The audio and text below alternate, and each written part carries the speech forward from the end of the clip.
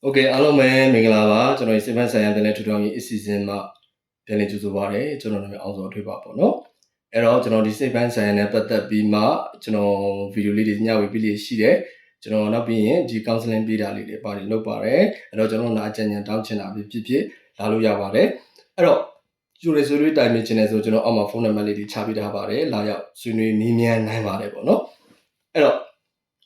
့ဒီနေ့မှာတော့ကျွန်တော်ဒီစိတ်ပိုင်းဆိုင်နဲ့ပတ်သက်ပြီးမှမတိစိတ်နဲ့တိစိတ်နဲ့မညီမျှတဲ့အခါပေါ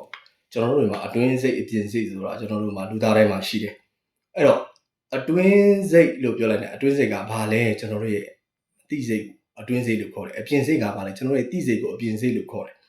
အဲ့ဒီအတွင်းစိတ်အပြင်စိတ်မညီမျှတဲ့အခါမတိစိတ်နဲ့တိစိတ်မညီမျှတဲ့အခါဘဝဂျုံထူးမောက်ခုံဖြစ်တာပဲစိတ်ဓာတ်တွေကအလုံးလိုက်အရင်လိုက်အောက်ထိပြုတ်ကြတာပဲအဲ့တော့တိတ်ကိုအရေးကြီးတဲ့တိစိတ်နဲ့တိစိတ်အတွင်းစိတ်နဲ့အပြင်စိတ်တစ်ထပ်တည်းကြားနေဖို့လိုအပ်တယ်ဒါပေမဲ့တစ်ထပ်တည်းကြားဖို့ကလည်းတိတ်တော့မလွယ်ဘူးဒါပေမဲ့ကျွန်တော်တို့တွေကအဲ့ဒီရဲ့ရေရှည်ခိုင်မြဲမှုစိတ်ဆိုတဲ့အရာကိုကျွန်တော်တို့ညီမျှမှုဆိုတဲ့အရာအပေါ်မှာရှောက်နိုင်ဖို့ဘဲလန်းမျှဖို့ကျွန်တော်တို့စူးစမ်းမှာကျွန်တော်တို့ရဲ့အလုပ်ပဲဖြစ်တယ်ပေါ့နော်အဲ့တော့ဒီမှာလေးကျွန်တော်ပြောပြမယ်ဘဝမှာတစ်ခါတလေမှာဖြစ်ချင်တာနဲ့ဖြစ်တာနဲ့မညီမျှတဲ့အခါတွေလည်းရှိမှာပဲလိုချင်တာနဲ့လုံးမိတဲ့အရာတွေကလည်းလွဲမှားတဲ့အခါတွေလည်းရှိမှာပဲဟုတ်လားအဲ့တော့ဘဝဆိုတာအဆိုးလောကဓာတ်တွေနဲ့ပဲများများရင်ဆိုင်ကြုံတွေ့လာတဲ့လူတွေလည်းရှိတာပဲအဲ့တော့စိတ်အားငယ်ဝမ်းနဲ့အသက်ရှင်ခြင်းစိတ်တွေပျောက်ဆုံးနေတဲ့ဘဝတွေဆိုလည်းများစွာရှိတာပဲဖြစ်ကြတာပဲအဲ့တော့ဒီမှာပြောချင်တာဒီလိုစိတ်ခံစားချက်ဖြစ်နေတဲ့သူတွေဟာနော်ခုနပြောသလိုပေါ့အရာတိုင်းဟာငါအရှုံးနေပါတယ်အရာတိုင်းဟာငါတယောက်တည်းပါပဲအရာတိုင်းဟာငါအမြဲတမ်းအသေးကွဲပါတယ်အရာတိုင်းဟာငါ့ကိုနိုင်ကျင့်ပါတယ်အကုန်လုံးကငါ့ကိုမကောင်းမြင်ပါတယ်ဘယ်သူမှမကောင်းပါဘူးလို့တွေးနေတယ်ဆိုတာဟာဘာကြောင့်လဲဆိုတော့ကျွန်တော်ရဲ့မတိစိတ်နဲ့တိစိတ်ဟာမညီမျှဘူး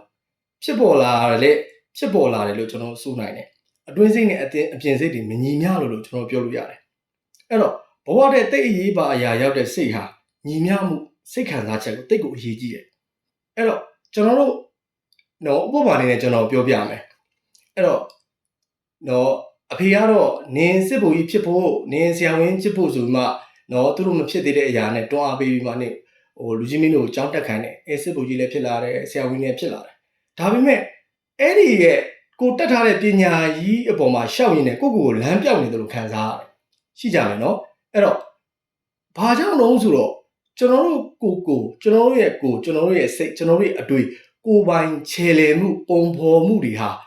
မရှိတော့ဘဲနဲ့ခုနလွမ်းမိုးမှုဆိုတဲ့အရေးအာဝါဒအောက်မိဘတို့မဟုတ်ပတ်ဝန်းကျင်တို့မဟုတ်ကျွန်တော်အတိုင်းဝိုင်းမိသားစုဒီရဲ့လွမ်းမိုးမှုတွေပုံမှာခံလာရတဲ့လူတစ်ယောက်ဟာတဖြည်းဖြည်းနဲ့ကိုဟာဘာကြီးလဲမသိတော့ကိုကဘာလဲမသိတော့ငါဘာဖြစ်ချင်တာလဲမသိတော့ဒါပေမဲ့လူတွေပြောတဲ့အောင်မြင်မှုလို့ပြောတဲ့နော်လူတွေပြောနေကြတဲ့ကြွယ်ဝမှုလို့ပြောတဲ့လူတွေပြောနေကြတဲ့ဆရာဝန်ကြီးဘာကြီးညာကြီးတာရကာကြီးဆိုတဲ့အပေါ်မှာရောက်တော့ရောက်နေပါတယ်ဒါပေမဲ့စိတ်တွေကပျော်ရွှင်သလားမပျော်ရွှင်ဘူးဒါဟာဘာဖြစ်တာလဲစဉ်းစားကြည့်ရမယ်ဒါဟာအတွင်းစိတ်နဲ့အပြင်စိတ်မညီမျှလို့ကျွန်တော်တို့မသိစိတ်နဲ့သိစိတ်နဲ့မညီမျှလို့အဲ့တော့ကျွန်တော်တို့မသိစိတ်ကနေကိုဘာလဲကိုဘာဖြစ်ချင်လဲကိုဘလူလဲကိုဘလူလူလဲဆိုတာနေ့စဉ်နဲ့ညပုံဖော်ပြီးလေရှိတယ်ဒါပေမဲ့ကျွန်တော်တို့သိစိတ်ကနေအဲ့ဒီမသိစိတ်ကထုတ်လွတ်လာတဲ့စိတ်ခံစားချက်တွေအပေါ်မှာကောင်းခြင်းဆိုးခြင်းတွေကိုဝေခွဲပြီးမှလှုပ်ဆောင်မှုအားကျွန်တော်တို့ကိုယ်တိုင်ဘဝကိုယ်တိုင်ယုံထားရတယ်ကိုယ်တိုင်ဘဝကိုယ်တိုင်ပုံဖော်ရတယ်နော်ရှေ့ဆက်ကြရတယ်ဒါဟာကျွန်တော်တို့ရဲ့စိတ်ရဲ့လွတ်လန်းတယ်အဲ့တော့စိတ်ရဲ့လွတ်လန်းလို့ပြောလိုက်တာ ਨੇ ဘယ်အချုပ်နောင်အာဝါဒအောက်မှာဘသူတွေဘလို့ပဲချုပ်သူများကျွန်တော်တို့ကိုခန္ဓာကိုယ်ပိုင်းဆိုင်မှာပဲချုပ်လို့ရတယ်ကျွန်တော်တို့ရဲ့မန်တန်ပိုင်းစိတ်ပိုင်းဆိုင်မှာချုပ်ကင်လို့မရဘူးဒါတွေကိုကျွန်တော်တို့သိဖို့လိုအပ်တယ်အဲ့တော့လူတွေဟာလွမ်းမိုးမှုဆိုတဲ့စိတ်ခံစားချက်ဟာလူတိုင်းမှာကျွန်တော်ကိုယ်တိုင်မှာအစရှိတယ်ဒါပေမဲ့နည်းမှုများမှုဒီအပေါ်မှာပဲ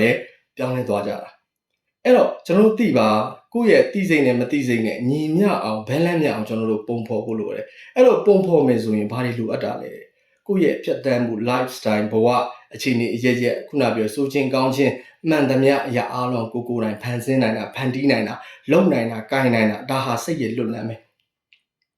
အဲ့တော့အဲ့လိုပြောလိုက်တာ ਨੇ ကျွန်တော်တို့တွေဒီစိတ်ရဲ့မညီမျှမှုဖြစ်နိုင်တဲ့လူတွေတော်တော်များများကိုကျွန်တော်တို့သွားတွေ့ရတာကျွန်တော်တို့လေ့လာရသလောက်ကခုနပြောသလိုပဲမိသားစုပတ်ဝန်းကျင်အတိုင်းဝိုင်းလွှမ်းမိုးမှုများစွာကိုခံရတဲ့သူတွေ ဖြစ်ချင်တဲ့အမှတ်ရီမန်းချက်တွေဟာမူနဲ့မြေကွာခြားတဲ့ဒီလိုခက်ကာလာမျိုးပေါ့နော်ကျွန်တော်ဖြစ်ချင်တာကတော့အပေါ်ဆုံးဒါပေမဲ့ရောက်နေတဲ့ဘဝကဟိုးအောက်ပိတ်ဆုံးအဲ့တော့လမ်းရတဲ့အလန်းဟာတလန်းလည်းမရနှစ်လန်းလည်းမရခုံခုလိုလည်းမရဘာမှမရအဲ့တော့အရန်ကိုအလန်းဝေးတဲ့အခါတွေမှာအဲ့လိုဘဝမျိုးတွေနော်စိတ်နဲ့အတွင်းအပြင်မညီမျှမှုတွေဖြစ်ပေါ်လာတယ်အဲ့တော့ကိုယ့်ရဲ့စိတ်နဲ့ကိုယ့်ကိုအသက်မရှင်ရတာဘဝမှာရှိတယ်နော်ကိုယ်စိတ်နဲ့ကိုယ့်ကိုအသက်မရှင်ရဆိုတလွဲတွေပဲကျွန်တော်တို့မတွေးနဲ့သူများဘာပြောလို့ညာပြောလို့ no အဲ့ဒါလည်းမဟုတ်ဘူးအဲ့တော့ကျွန်တော်တို့စဉ်းစားရမှာကျွန်တော်တို့ရဲ့မျက်လုံးနှလုံးပွင့်လိုက်တာနဲ့နော်ကျွန်တော်တို့သိရမှာဟာငါဘယ်စိတ်နဲ့အသက်ရှင်နေလဲဆိုတာအရင်ဆုံးစဉ်းစားရမယ်ဟေးအဖေကိုကြောက်လို့အမေကိုကြောက်လို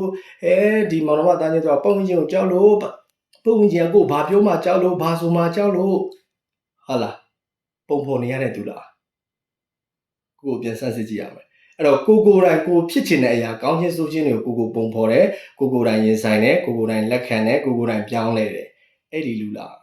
အဲ့တော့ခုနပြောသလိုပဲဘသူကြောင့်ဘာကြောင့်ညာကြောင့်ဆိုတဲ့စိတ်နဲ့မျက်လုံးနှလုံးပွင့်တဲ့အခါမှာကိုမြင်နေရဆိုရင်သိပါကိုဟာတဘာသူရဲ့စိတ်ခံစားချက်ရဲ့မြင်ချမ်းပုံမှာလမ်းလျှောက်ပြီးမှအသက်ရှင်နေရတယ်သူငုံကျက်နေရတဲ့ဘဝခုနပြောတယ်မသိစိတ်နဲ့သိစိတ်နဲ့မညီမျှတဲ့ဘဝလို့ကျွန်တော်ပြောလို့ရတယ်အဲ့တော့ကျွန်တော်တို့ရဲ့သိစိတ်မသိစိတ်ကနေဖြစ်ပေါ်လာတဲ့နော်ကိုဖြစ်ချင်တဲ့ဆန္ဒတွေလွတ်လပ်မှုတွေစိတ်ရဲ့နော်ပြောင်းလဲမှုတွေဟလာနော်စိတ်ဆိုတာအရာဟာအရန်ကြီးလဲချုပ်တီးလို့မရထိန်းချုပ်ထားလို့မရထိန်းချုပ်ရင်ထိန်းချုပ်ပါများလေစိတ်ဆိုတာသူ့လို့တာဖြစ်တဲ့အတွက်ပောက်ကွယ်ထွက်ရင်မလိုလားအပ်တာဖြစ်တယ်အဲ့တော့စိတ်ကိုလွတ်ရမလားဆို no မဟုတ်ဘူးစိတ်ကိုလည်းမလွတ်ရပြန်ဘူးအဲ့တော့စိတ်မှာဖြစ်ပေါ်လာတဲ့အရန်ကြီးလဲမချုပ်ကန်ရတယ်လို့အရန်ကြီးလဲမလွတ်ရအောင်မတိုးမလျှော်လေကျွန်တော်တို့တွေကစဉ်းစားဖို့လောက်ကန်ဖို့အရေးကြီးပါတယ်အဲ့တော့ကျွန်တော်တို့ဒီပုံစံခွက်သတ်မှတ်ချက်စံနှုန်းတွေနဲ့ပုံစံကားချက်ထဲမှာလူတွေရဲ့ထဲမှာဘောင်ဝင်ဖို့လူတွေရဲ့အမြင်မှာတင့်တယ်ဖို့လူတွေရဲ့အကြိုက်ကိုလိုက်ဖို့လူတွေကကိုမြင်ပြီးချစ်အောင်လို့လူတွေမပြုံးမှာမဲ့မှာကိုကြောက်လို့ဟာလားအဲ့ဒီအရာတွေအပေါ်မှာကျွန်တော်တို့တွေကကိုယ့်ရဲ့စိတ်ခံစားချက်မှာသွားမှုတည်ထိုင်တော့ကျွန်တော်တို့တွေနေ့စဉ်နဲ့ညကျွန်တော်တို့ဘဝရာဘာကြီးလေးကိုသိမှာမဟုတ်ဘူးကျွန်တော်တို့ဘာကောင်ကြီးဆိုတာလည်းသိမှာမဟုတ်ဘူးအဲ့တော့ကျွန်တော်ပြောချင်တာကမိုက်ရွေးဆန်မားနေတဲ့အရာတွေကိုကျွန်တော်ပြောချင်တာမဟုတ်ဘူးအဲ့တော့ကျွန်တော်တို့မှာစဉ်းစားတတ်တဲ့ဉာဏ်စိတ်ထည့်ပေးထားပြီးသားကျွန်တော်တို့ဟာခန္ဓာကိုယ်ပိုင်းဆိုင်ရာမှာ physical body ဘိုင်းမှာထိန်းချုပ်လို့ရမယ်ကျွန်တော်တို့ရဲ့ mental ဘိုင်းမှာကျွန်တော်တို့အရာရာကိုပုံဖော်နိုင်တဲ့စွမ်းအားတွေရှိပြီးသားဆုံးဖြတ်ချက်တွေတွေးတောနိုင်မှုတွေလှုပ်ဆောင်နိုင်မှုတွေအရာအားလုံးတွေကိုကျွန်တော်တို့ထည့်ထားပြီးသားပေးပြီးသားအဲ့ဒီနေရာကနေအကောင်းဆုံးအမှားအမှန်ချင့်ချိန်တက်ဖို့လှုပ်ဆောင်တက်ဖို့အရာအားလုံးကိုပုံဖော်နိုင်တာကိုယ်တိုင်ပဲဒါပေမဲ့အခုခေတ်ကာလမှာလူတွေတော်တော်များများဟာကိုယ်အလုပ်ဆိုတာထက်သူများအလုပ်ဒီအပေါ်မှာပဲအာယုံဆိုင်နေကြတယ်လှုပ်ဆောင်နေကြတယ်ဒါဟာလူတွေတော်တော်များများပဲကျွန်တော်လည်းတခါတလေပါသွားတာပဲဒါပေမဲ့ပါသွားရင်ကျွန်တော်တို့ကသိနေဖို့ပြန်ပြီးမှဆွဲခွန်နိုင်ဖို့တိတ်ကိုအရေးကြီးတာအဲ့တော့စဉ်းစားမှာကမြတ်စွာဘုရားရဲ့ကျွန်တော်တို့ရဲ့နော်ဒီဗုဒ္ဓဘာသာရဲ့ဟိုဟာလေးတိုင်းပဲညာတစင်းကပြစ်လိုက်လို့ကိုယ်ရောင်ရင်ဝမှာလာမှန်းတယ်အဲ့တော့ဘယ်သူပြစ်တာလဲဆိုတဲ့ဟာကိုစဉ်းစားနေပြီးဒေါသထွက်နေမယ်ဆိုတာကိုရင်ဝါကမှန်နေတဲ့များကိုစီးထည့်ဖို့ကုသဖို့အကောင်းဆုံးလုပ်ဆောင်ဖို့အတိတ်ကိုအရေးကြီးတာဒါပေမဲ့လူတွေကလွဲတယ်ဘယ်သူလောက်တာလဲဘာလောက်တာလဲငါဘာကောင်းကြီးငါတိတ်ကိုလဲတာအမင်းလို့အားတယ်ဒီအရာတွေမှပဲကုံဆုံးတယ်နော်ကျွန်တော်တို့အချိန်ကြီးကုန်ကြတယ်ဘသူကောင်းတယ်ဘသူဆိုးတယ်ဟာလာငါအသားကတော့ဘလူတော်တယ်ဘသူသားကတော့မတော်ဘူးဟာလာဘယ်ဖွဲ့စရာကောင်းဘယ်ဖွဲ့စရာတော့မကောင်းပြိုင်ဆိုင်မှုဆိုတော့မရှိတင်တော့မဟုတ်ဘူးရှိတင်တယ်ကောင်းတယ်တိုးတက်မှုတော့ရှိတယ်ဒါပေမဲ့မလိုလားအပ်တဲ့နေရာတွေမှာပြိုင်ဆိုင်နေရင်တွေးနေရင်လုံနေရင်ကိုယ့်ရဲ့လှုပ်ဆောင်နိုင်တဲ့ကိုတွေးနိုင်တဲ့ကိုအချိန်ပေးနိုင်တဲ့ကိုခဲနိုင်တဲ့ဂရုစိုက်နိုင်တဲ့အချိန်တွေကကုန်ဆုံးသွားမှာပေါ့တိတ်ကိုနှမျောစရာကောင်းတာပဲအဲ့တော့ကျွန်တော်တို့ရဲ့အဲ့တော့စဉ်းစားရမယ်အဲ့တော့စိတ်ရဲ့မသိစိတ်နဲ့သိစိတ်နဲ့နော်လွတ်သွားပြီဆိုရင်လူတွေဟာတဖြည်းဖြည်းနဲ့ဘာဖြစ်လာလဲဆိုတော့ကိုပျောက်ဆုံးလာတဲ့ပန်းနိုင်ရီမန်းချက်တွေပျောက်ဆုံးလာတဲ့ကိုဘာကြီးလဲဆိုတော့မသိတော့ဘူးနော်စိတ်စွမ်းအင်ရဲ့ဓာတ်တွေကတဖြည်းဖြည်းနဲ့ပျောက်ရှာသွားတာပဲအဲ့တော့သိစိတ်နဲ့မသိစိတ်နဲ့ညီမျှပြီးမှနော်ဘဲနဲ့မျှတဲ့စိတ်ခံစားချက်ကြီးဖြစ်ပေါ်လာတဲ့အခါမှာစိတ်ရဲ့အကြည်ဓာတ်ယုံကြည်မှုခံစားမှုအောင်စိတ်ဆိုတဲ့စိတ်စွမ်းအင်ဓာတ်တွေကတဖြည်းဖြည်းနဲ့ကျွန်တော်တို့မှာကြည်လင်ပြတ်သားမှဘဝကိုဘာလို့ရမယ်ဘလို့ဆက်သွားရမယ်ဘလို့ထုစစ်ရမယ်ကိုဟာလာကျွန်တော်တို့ကိုတေချာပုံမှန်တွေ့လာတယ်အဲ့တော့တိပါကိုဟာဉာဏ်ကြီးရှင်မဟုတ်ဘူး ကိုကအရာရာတိုင်းကိုသိမြင်နိုင်တဲ့ဗုဒ္ဓမြတ်စွာဘုရားလည်းမဟုတ်ဘူး